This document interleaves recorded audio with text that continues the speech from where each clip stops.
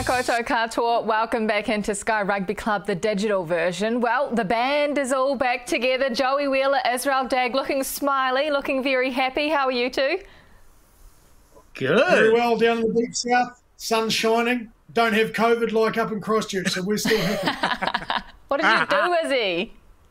Oh, it wasn't me. Some mug went to Auckland, came back unvaccinated and went out. Oh, well, COVID is wreaking havoc. Get the jab, people. Get the double jab. Exactly. We want to get back to normal life. That's exactly what Smithy's been saying. You're copying Ian Smith now? Yeah, no, I love it. I love it. He's looking more and more like him every day too. Oh, don't you start, Big Joey. Never thought I would see the day. Well, the first thing we want to talk about is the Black Ferns, because it is a massive weekend ahead for them.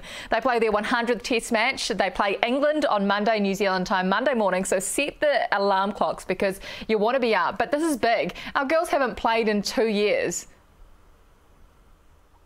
Yeah, 2.5 years between games. It's a long time for these girls, and I mean, what a better test? No better test for them against an English side who's still been playing in the Six Nations and have won back-to-back Six Nations. So a team that's in form and a real rival of this Black Fern side. So I'm excited for this one, and I think I'd imagine that these Black Fern girls, obviously an awesome tour for them, 2 tests against England first up and then 2 against France, but to be over there and taking on, well, their greatest rival, I think it's going to be a massive test match and really test the depth of this side. And obviously not playing at this level for so long, Dagger, I'm not sure what sort of Black Fern side we're going to see. Are we going to see the dominant side that we saw a couple of years ago, or are they going to be a little bit rusty, you think?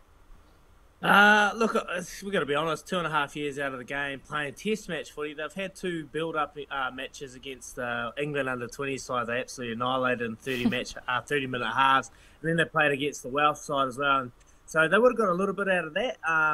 It's going to be a tough ask for them. 14 games England have been able to play to New Zealand Black Ferns, none. They've got a good youth mixture of experience and youth over there with 14 debutants flying over with them. So expect some new faces to be blooded. Look, we don't have to have high expectations of them. Obviously, the Black Ferns are a proud team. 100th Test, there's so much history and writing on this game, and I was lucky enough to speak to Chelsea Alley today and just kind of get an understanding where they are as a team and what's going on. They know what the English are about, and I spoke to her about England being number 1, and she said, yeah, look, they are number 1, and they're not afraid to tell everyone about it too. So expect fireworks when it comes to that match. We know what the English are like, mate. They love to spread their roses around everywhere and tell everyone what they're about. So expect fireworks. I'm really looking forward to this. You know, they've had their backs against the wall for a while now with no games, no exposure in the top level, and now it's time that the women's game's getting some exposure. A 4-match series, not only against England, but they got a tough one against France, back-to-back games. So looking forward to it. I'm looking forward to seeing how the Sevens girls, the Gold Medalist Sevens girls, Kelly Brazier, Stacey Flula, and Portia Woodman, how they go transitioning back into that Sevens game. I imagine they'll bring a lot of excitement to that team. Yeah, that is the Black Ferns taking on. Oh, sorry, you go, Izzy. No, you're right, mate. Like, what about our Sky little matchup? We got Stacey Flula v Chelsea Alley. Like, it's our teammates. Yeah, I know they're teammates, but they're playing in similar positions, so one of them's going to miss out, you know, like, so there's just some exciting talent. I'm really looking forward to it. Nah. Push Stacey to the wing, mate.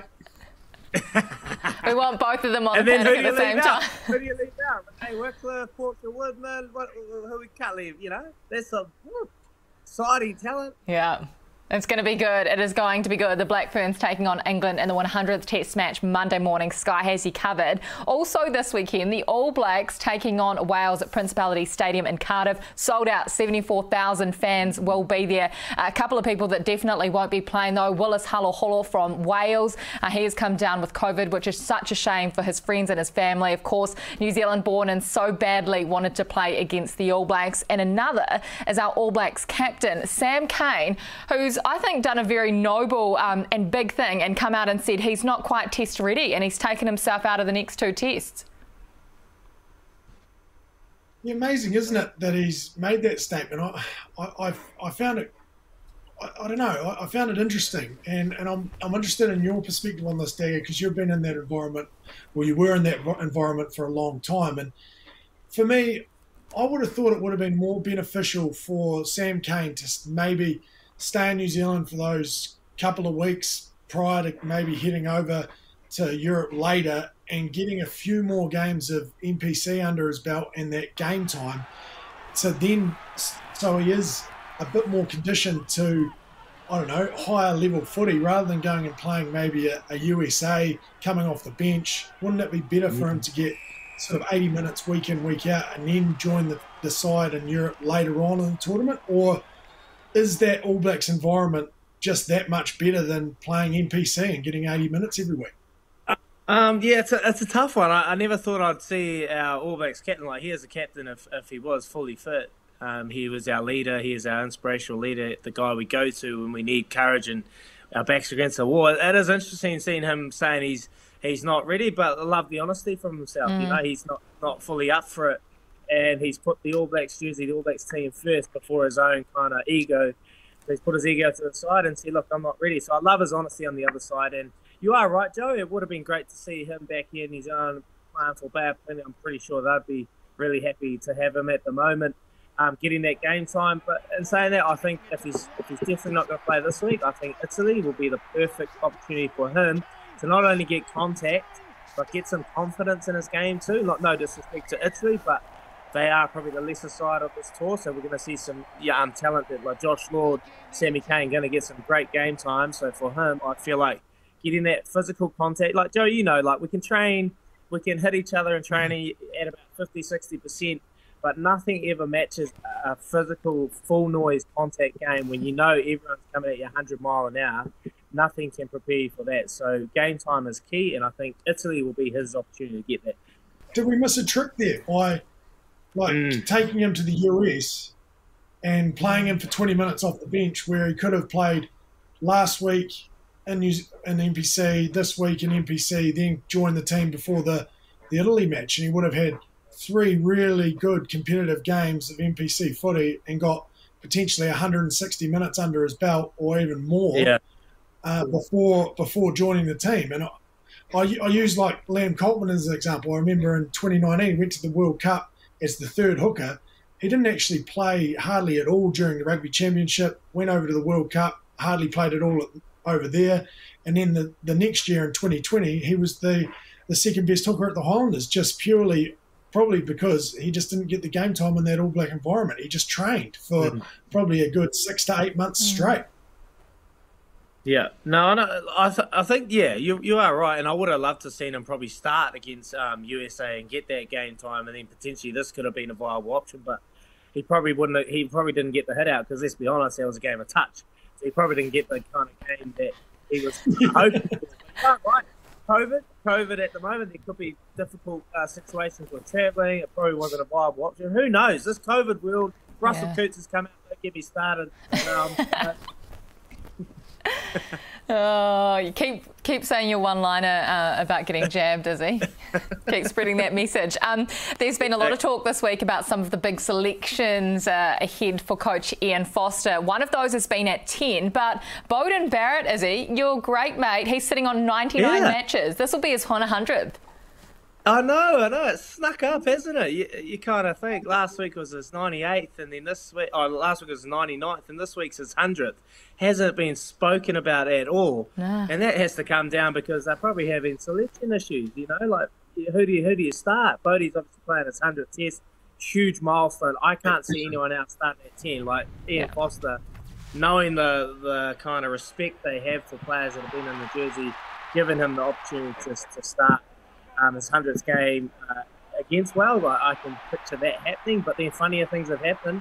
I know there's been opportunities or times when players have played, some special matches and they've come off the bench. So it'll be interesting to see what they say. I'm expecting Bodie to start. Joey, what about for you?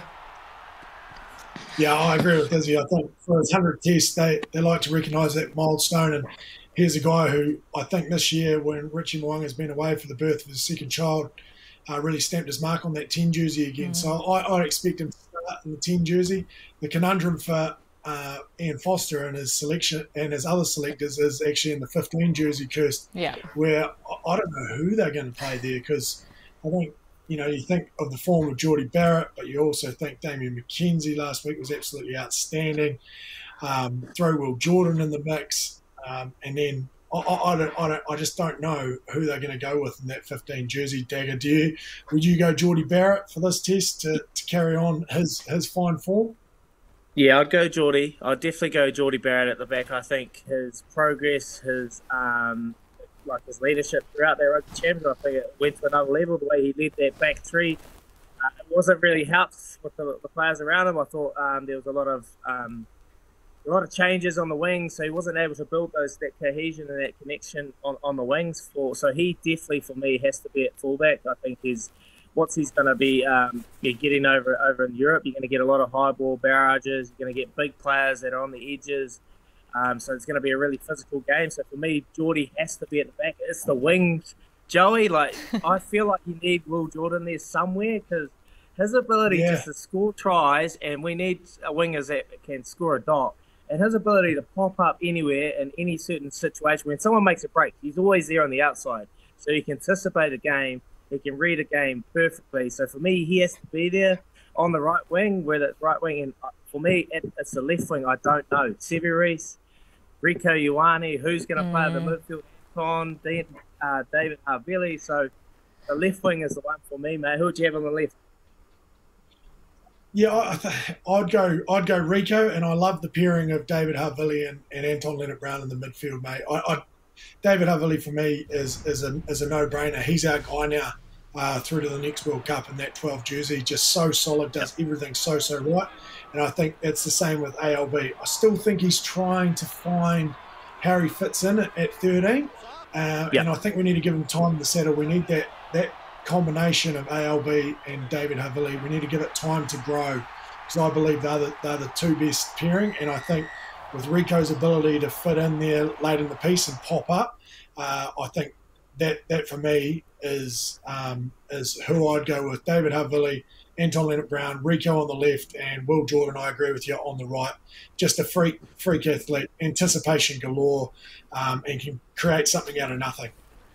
But then you look and you got Sevi Reece. You got Sevi Reece, who hasn't done anything wrong. So it's like, what do you do? What do you do? Rico's a good guy. Like, it's tough for the outside. Like, why are there so many good players?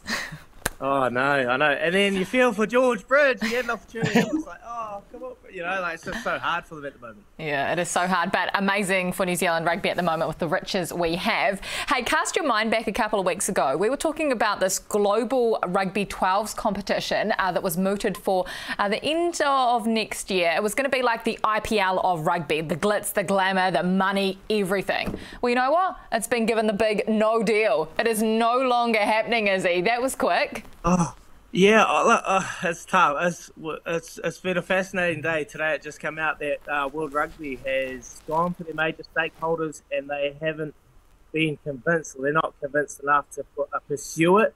So it's sad news for Steve Hansen and Steve Tupe. But I don't think this will be the end. I think they've got the firepower behind them to keep trying, exploring some avenues. But for me, I don't understand it. Like, if I can do it, I look at the IPL and the way that IPL's kind of moved and been innovative with where they're going now. And then you look at the teams and the players and the hype behind it. They've just signed a deal for the IPL. I think it's 5 years or 10 years, $5 billion. Wow. $5 billion, 10-year broadcasting deal for this. So the numbers behind it, obviously the population in India helps, but rugby is a global game and we've got some big countries around the world that can promote it. I just feel like if we don't move rugby and we don't be a bit more innovative with how we go about it, we're going to get left behind, and rugby is going to become a minority sport. So that's I hope they don't. I hope this isn't the end of it, Joey. I think World Rugby have missed a trick here. Again, I believe it's probably the European nations that are holding this back. I know. Yeah. A global calendar where we're all on the same page, our season's line. I think it's their unwillingness to do that is holding us. They're the handbrake that's not letting this go ahead.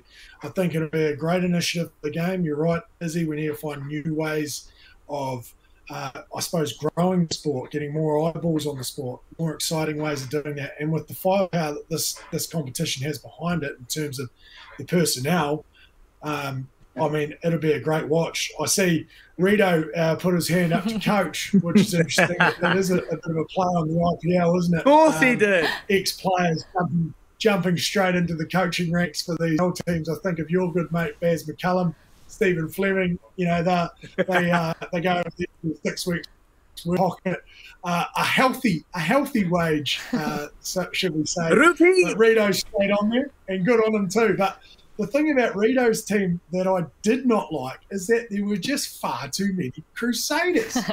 Like, you're telling me, Digger, that he's not gonna pick Aaron Smith, who was his halfback behind him for I don't know how long. He picked Dupont from France instead of Aaron Smith.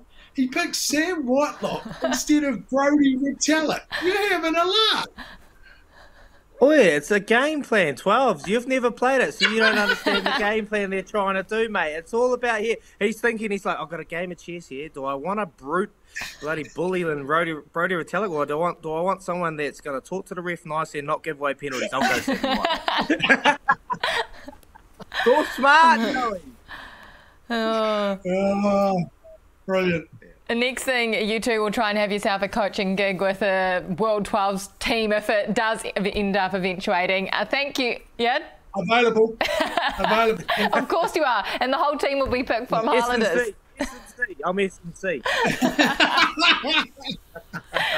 Well, there you have it. Once again, brilliant to get these two on board. Joey Wheeler, Israel Digg always do a fantastic job at debating the biggest issues in rugby right now. We will see you same time, same place next week for Sky Rugby Club.